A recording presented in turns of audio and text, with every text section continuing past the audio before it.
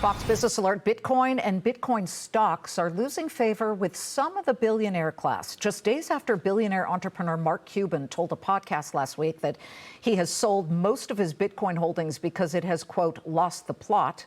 A new Securities and Exchange Commission filing out yesterday shows that in the first quarter, billionaire hedge fund manager Paul Tudor Jones sold his entire stake in Bitcoin treasury firm Strategy.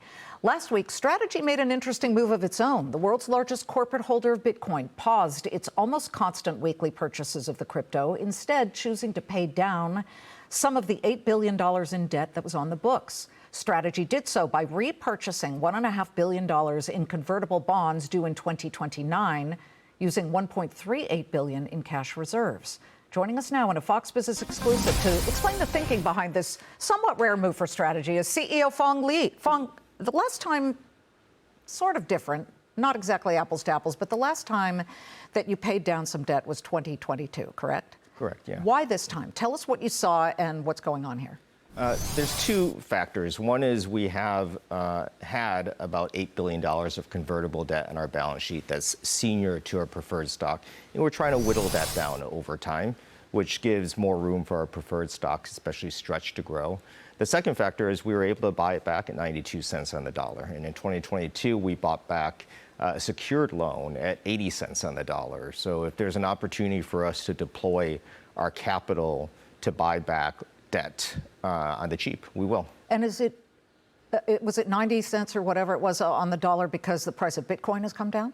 Yeah, it's at 92 cents on the dollar because that particular tranche of convertible notes had a strike price of $660. So it's just priced lower because the price of Bitcoin is down versus when we had issued the convertible debt. Was it also a thought? Was the thinking also driven by a hope that, I mean, the stock has been not performing very well. A lot of it is because it's tied to the price of Bitcoin, which has come way off its October high of 126,000. But was some of the thinking to sort of send a message to the investor community that we are paying down debt and we are trying different things? I think it's fair to say, so a couple of things. First, our stock went to a low earlier this year of $120. At the point we did this, it was at 180. So I would say we've seen pretty strong gains this year. Bitcoin went down to 65. It was at 80 when we did this. So for the year, the performance has been pretty strong. But yeah, part of the message to our shareholders and the community is we are a $62 billion, we're a company that holds $62 billion in Bitcoin. We had, at that point in time, $8 billion of debt.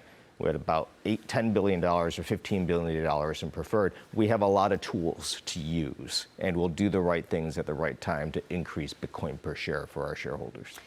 When you look at the price of Bitcoin right now, earlier today it had fallen below 73,000. Does that make you nervous? I mean, you guys don't get nervous because you've watched the price fluctuate through many, many years, but it can't be exciting to sit there and realize that it has not punched above 86,000 for a while now, let alone 126,000. We bought our first Bitcoin at $11,000. We saw in 2021 Bitcoin go up to 64,000. In 2022, it went down to 16,000. That was a 75% drawdown. I was nervous then. Now, I'm not as nervous because if you look at the macro factors that are happening in the world right now, we have a war in the Middle East.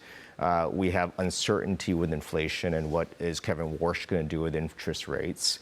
We have a government that is about to likely pass a pretty major crypto legislation in the Clarity Act. Those are the negatives right now that are going to turn around and be positives in the next 6 months, hopefully. So you see real tailwinds coming. I see the headwinds turning into tailwinds. And so if a headwind means we're trading at 73,000, but a tailwind means we get to an all-time high, this is an opportunity to buy more Bitcoin. That is not what Mark Cuban is doing. He just sold his whole stake, and I think some of the thinking behind it was it's not acting like the hedge that he thought it would act like. Yeah, you know, there are folks out there who are very respectable traders, and what they're going to do is they're going to find the point to buy Bitcoin. 2021, everybody got in, and they made their money, and then they get out and they find the next thing. The next thing right now is AI, right? And that's perfectly fair and it's perfectly reasonable for Mark Cuban and others to do that. We're in Bitcoin because we think it is a excellent long-term store of value, and it's digital capital, and it provides hope and opportunity for people.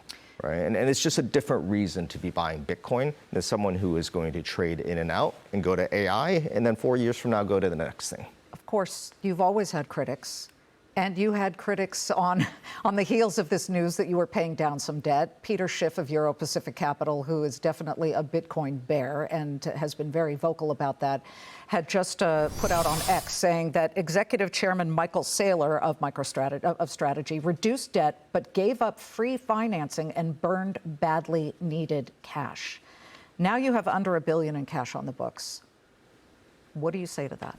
What I'd say to that is we created this cash reserve exactly for this moment, right? We created a $2.25 billion cash reserve to deploy it when it made sense. Here, if we can buy debt at 92 cents on the dollar, that we would do that. And so for us, we're looking at multivariate equations every single hour of the day to decide how best to deploy our capital. And we have tremendous flexibility in doing so. I mean, if anything we've proven in the last 6 years, we're pretty good capital allocators, and we can create value for our shareholders. Would you resume your Bitcoin purchases once again? I know that you did a couple of weeks ago, I think between May 11th and 17th, you bought a lot of Bitcoin at an average price of 80,985. It's cheaper today. We bought we bought $1.6 billion worth of Bitcoin in 1 week, in the second week of May. That's more than almost every Bitcoin treasury company has on its balance sheet. It's about the amount of Bitcoin that SpaceX has on their balance sheet. We did that in 1 week. We didn't buy for the next 2 weeks for a variety of reasons, and people are like, you're pausing. Well, I mean, we will continue to buy Bitcoin, and I think it's a pretty good price right now. Michael Saylor in the past had said, we will never sell Bitcoin, and then he changed his tune. So what should people be waiting for here?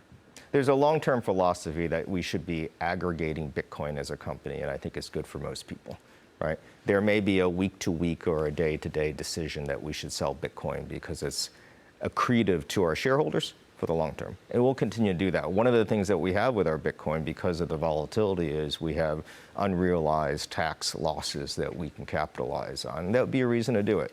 What should you expect? We'll likely sell Bitcoin at some point in time, but we will be net increasing our Bitcoin, and more importantly, increasing our Bitcoin per share. Well, see, the question then becomes, you talk about unrealized. Mm-hmm. Well, you have unrealized losses, paper losses. Yep. In the last quarter. In the first quarter, they swelled to $12.77 billion, driven, of course, by the drop in Bitcoin's price.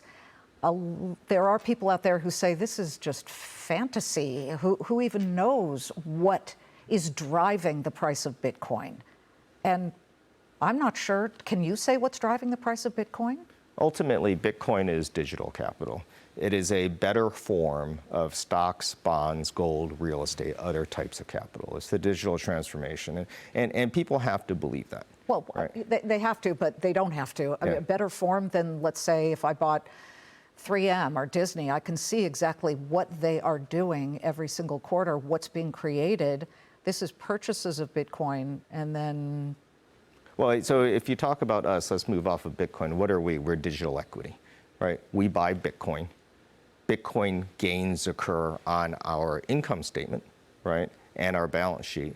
And we take those unrealized gains and we pass them through to our shareholders, right? It's not much different than a REIT, which buys real estate and property, and they make gains on that and they pass it on to their shareholders. And at some point in time, they sell that property, and perhaps at some point in time, we could sell the Bitcoin.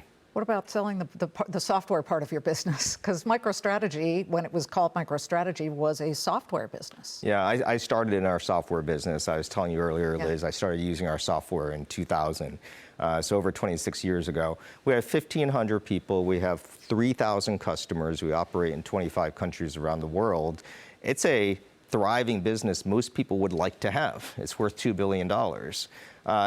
How it helps Bitcoin is we've got a finance team, I have a legal team, I have an accounting team, tax folks, marketers, who help us do all of these great things that we do around Bitcoin that otherwise would be difficult if we didn't have an operating business behind it.